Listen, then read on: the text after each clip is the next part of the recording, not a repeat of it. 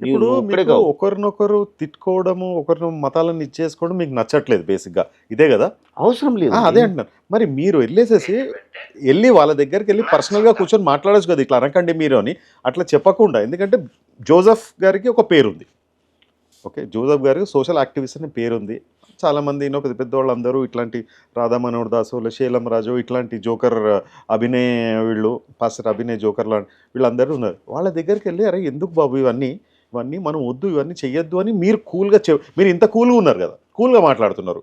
నేను వేరే always cool. Cool గదా! సార్ సో కూల్ ఇక్కడ.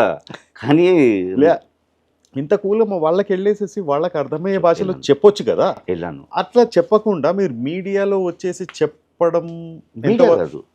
Direct okay. పోలీస్ స్టేషన్ చట్టపరంగా. చట్టపరంగా. దాని తర్వాత మీడియా హౌసెస్‌కి వచ్చేసేసి ఇట్లా మీడియా పరంగా మీరు చెప్పడం ఎంతవరకు? యాక్చువల్లీ రాధా మనోహర్ దాస్ గారిని 2 ఇయర్స్‌కి ముందే కలిశాను. అంటే నా క్వెషన్ ఏంటంటే మీరు మీడియాలో వచ్చేసి చెప్పడము ఉట్టి మీరు ఫేమస్ కావడానికా? మీరేమని అనుకోండి.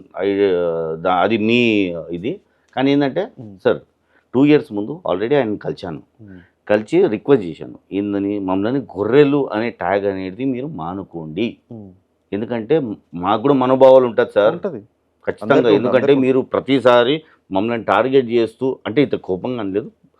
రిక్వెస్టింగ్‌గా అడిగాను. ఎందుకు రిక్వెస్టింగ్? సార్ ఇప్పుడు ఆ సందర్భం మాట్లాడాను. సరే బాబు ఖచ్చితంగా అని చెప్పి ఇది చేస్తే నేను దండం పెట్టాను. Thank you. Okay. Thank you అని దండం పెట్టాను. వచ్చేసాను. మళ్ళీ కొన్ని రోజుల తర్వాత అప్పుడప్పుడు చూస్తుంటాను. మళ్ళీ అదే వేషము. ఎండిపోయిన శవం అంటాడు, గొర్రెలు అంటాడు, ఎడారి మతాలు అంటాడు. సరే అదంతా పోనీ.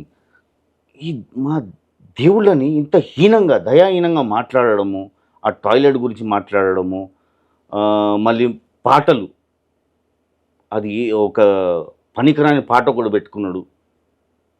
ఏంది ఇది? అసలు నిన్ను ఆపేవాళ్ళు ఎవరు లేరనుకున్నావా? లేదా అడగలేని వాళ్ళు ఎవరు లేరనుకున్నావా? అందుకే పెట్టేది ఏంటండి.